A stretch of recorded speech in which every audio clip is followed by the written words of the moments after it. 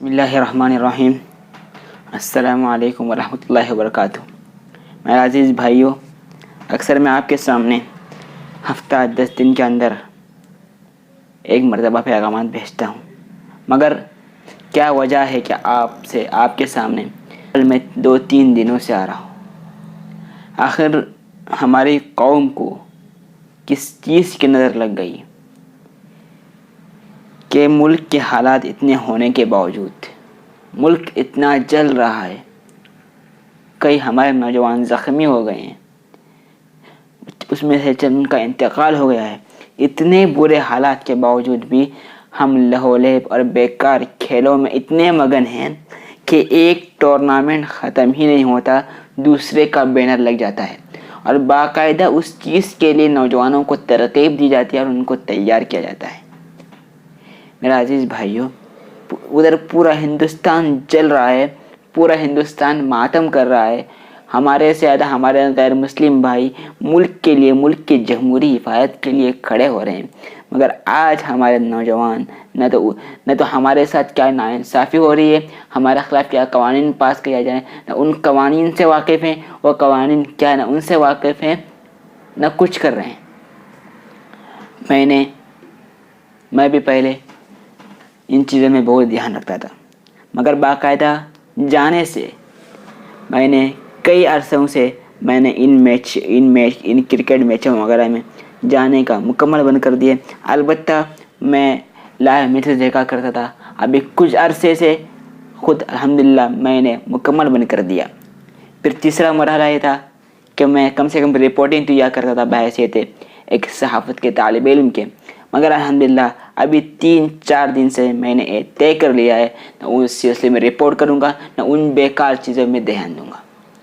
میرا عزیز بھائیوں، میرے کسی قریبی نے، ایک دوست نے میسج کیا تھا کہ فلاں رپورٹ کرنی ہے۔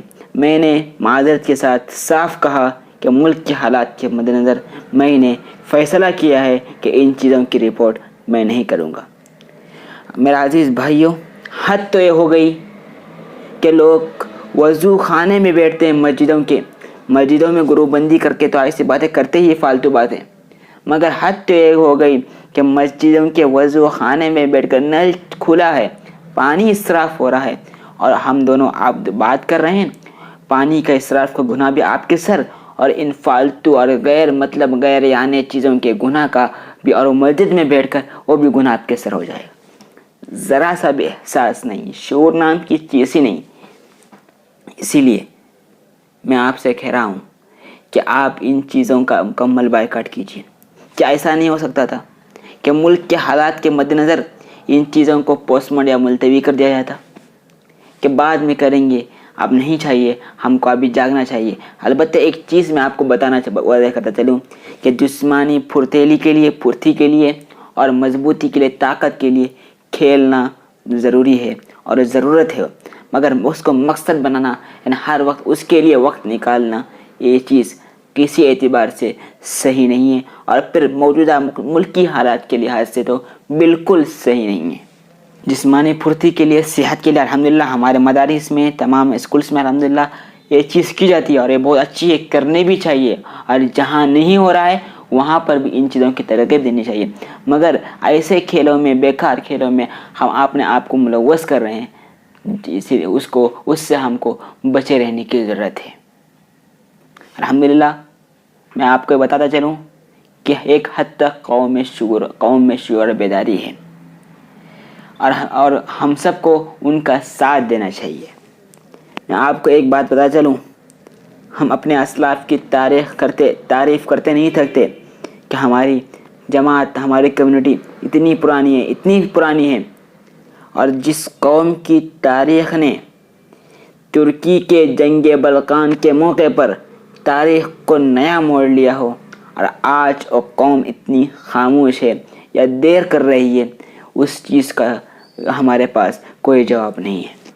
میرا عزیز بھائیوں، ملک کے حالات، اس کے بارے میں آپ کچھ نہیں بولوں گا، شاید آپ مجھ سے زیادہ واقف ہوں گے، مگر آپ کو اس چیز سے معلوم ہونا پڑے گا کہ آپ اپنے لیے کیا کر رہے ہیں، کہ ہم آخر کس خواب غفلت میں سوئے ہوئے ہیں۔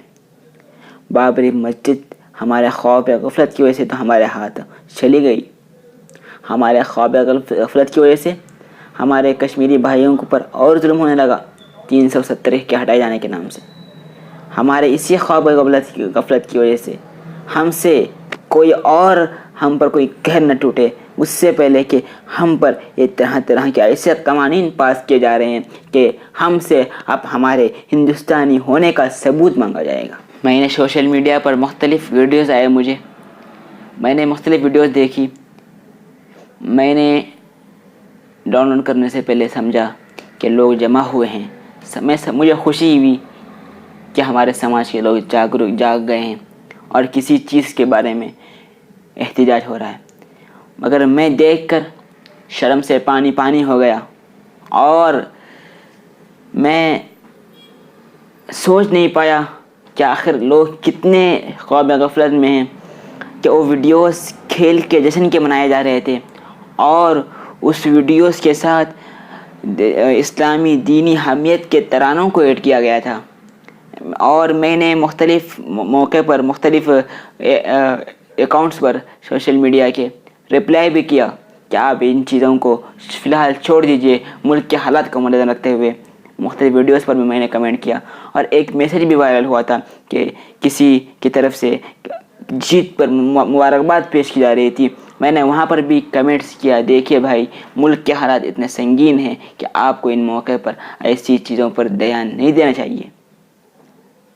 تو آپ کو بھی تمام نوجوانوں کو ایک ہو کر ان چیزوں کے خلاف متحد ہونے کی ضرورت ہے اور ان چیزوں کو گویا کہ ہم ان چیزوں کو اور فروغ دے کے طرح طرح کے کھیلوں کو ہم دشمن کی سازش کا حصہ بنتے ہیں.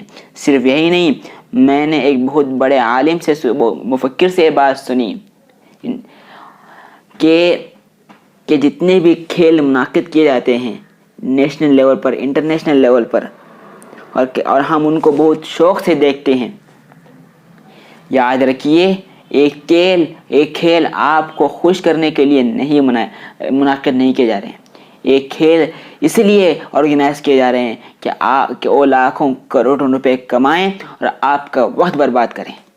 آپ کے وقت کی بربادی کے لیے, آپ کو اپنے دینی اعتبار سے کمزور کرنے کے لیے, آپ کا دھیان اپنی اسلامی اور اچھی حق کی چیزوں سے ہٹانے کے لیے ان چیزوں کا انعقاد کیا جاتا ہے اور آپ خود ان سازشوں کا حصہ بنتے ہیں.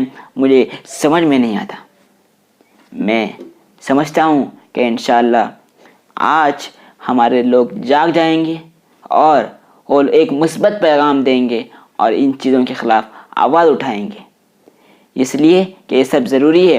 آخری چیز یہ بات کہہ کر اپنی بات مکمل کرتا ہوں. جیسے میں نے آپ کو کھیل کے بارے میں کہا, اسی سے جڑی ہوئی ایک چیز میں آپ کے سامنے بیان کرنا چاہتا ہوں کہ میں نے یہ ویڈیو بھی سوشل میڈیا پر دیکھی تھی کہ لوگ اتنے بے حس ہیں, اتنے بے حسی یہاں تک ہماری اتر گئی کہ روڈ کو جام کر کے کیک کاٹے جا رہے ہیں کھیل کی خوشی میں. یعنی ہم کو اتنا بھی شعور نہیں کہ ہم کیا کر رہے ہیں, کیوں کر رہے ہیں, اور کوئی روکنے والا بھی نہیں. اور ایسی چیزیں جو سراسر غیر اسلامی ہے اس کو وہ غیر اسلامی ہے, اس کے بارے میں کسی کو شک نہیں ہے. لہٰذا میرے نوجوان دوستو, اس نوجوان کی پکار, دل کی پکار سننے کی کوشش کیے. جیسے میں نے شروع میں کہا, میں آپ کے سامنے 10 دن میں ایک بار یا 7 دن میں ایک بار آتا تھا. کوئی تو تڑپ ہوگی, کوئی تو درد ہوگا کہ آپ کے سامنے بار بار آ کر سمجھانے کی کوشش کر رہا ہوں. جو ملتے ہیں ان کو قریب سے سمجھاتا ہوں, ہر ایک کے پاس تو آ نہیں سکتا. میرے بھائیوں, اللہ کے لیے ان سب چیزوں کو چھوڑ دیجئے. کم سے کم ملک کے موجودہ حالات کے لیے اس کو چھوڑ دیجئے. اللہ مجھے بھی اور آپ کو بھی توفیق عطا فرمائے. السلام علیکم ورحمۃ اللہ وبرکاتہ.